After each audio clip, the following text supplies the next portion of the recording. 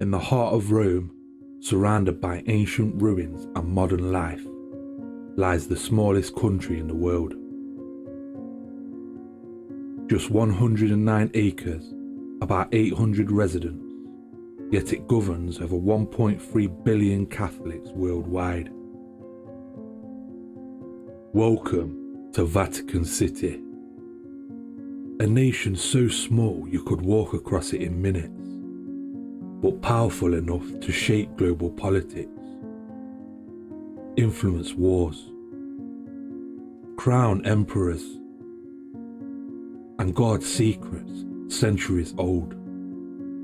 In this video, we're going to explore the Pope, the hidden vaults, the conspiracies, and a true story so mysterious it still fuels speculation today. At the centre of the Vatican City stands St. Peter's Basilica, one of the largest churches in the world. Vatican City didn't officially exist until 1929. It was created by the Lateran Treaty between the Holy See and Italy under Benito Mussolini. For that, popes ruled large territories known as the Papal States, until Italy unified and seized them in 1870. For nearly 60 years, the Pope considered himself a prisoner of the Vatican. Then suddenly, a new country was born. A country with its own passports, its own postal system, its own radio station, and its own bank. It even had its own army, the Swiss Guard. The Pope is not just a religious figure. He is the Bishop of Rome, the head of the Roman Catholic Church, and the absolute monarch of Vatican City. Current Pope, Pope Francis, is the first Jesuit Pope and the first from the Americas.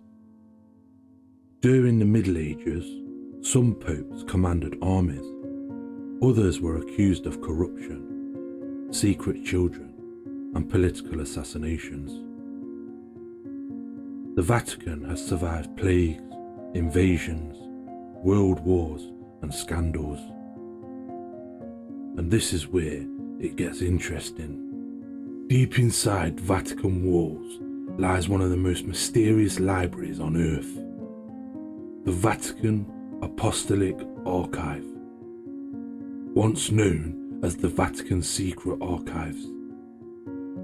The word secret didn't mean hidden, it meant private, but the name fueled centuries of speculation. Inside are over 50 miles of shelving.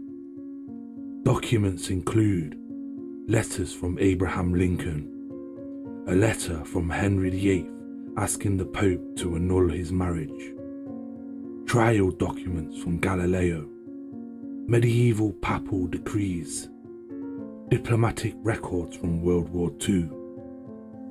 Some documents date back over 1,200 years. Access is extremely restricted. Only qualified scholars may apply, and even then, only certain sections are available. It only naturally leads to the question, what's going on inside this library? Is there more than meets the eye? What have we not been told about? And what secrets could be hidden? Now let's be clear, these are theories and not proven facts, but they persist. Some people believe the Vatican is hiding the lost Gospels that could change the Christian doctrine, evidence of extraterrestrial contact, ancient artifacts from Solomon's temple, or secret knowledge about the true origins of humanity. There are even claims that beneath the Vatican City lies hidden chambers connected to ancient Rome tunnels. One of the most famous conspiracy theories involves the Vatican Bank, officially known as the Institute for the Works of Religion. It has been linked in scandals involving money laundering, secret accounts, and even mysterious death. And that leads us to this true story that feels like fiction.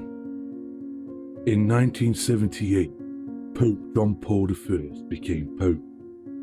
He was known as the Smiling Pope. 33 days later, he was dead. Official cause was heart attack. But here's where it gets strange. No autopsy was performed. Early reports about who found the body were contradictory. Vatican officials gave inconsistent timelines. He had reportedly been investigating corruption in the Vatican Bank. Some believe he was preparing to remove powerful figures connected to financial scandals. Within days of his death, key Vatican Bank officials were implicated in major financial crimes. One banker connected to the scandal, Roberto Calvi, was later found hanging under Blackfriars Bridge in London in 1982. His pockets filled with bricks. Italian courts ruled it was murder. Was Pope John Paul I poisoned? There's no definitive proof, but the mystery remains one of the Vatican's darkest chapters. The Vatican's secrets. What are they? Let's have a little look. The Vatican likely holds unpublished historical documents, sensitive diplomatic records, church internal investigations, political correspondence, intelligence gathered during wartime. Because remember, for centuries, the church was the most powerful institution in Europe. It kept records when governments collapsed. It archived secrets when kingdoms fell. And it's never fully opened its doors. So what is the Vatican City really? A sacred sanctuary? A global spiritual authority? A political centre? A keeper of ancient knowledge? Or simply a tiny country protecting its history like every other nation? The truth may not be as dramatic as the conspiracy theories, but one thing is certain: humanity should be free to explore its history.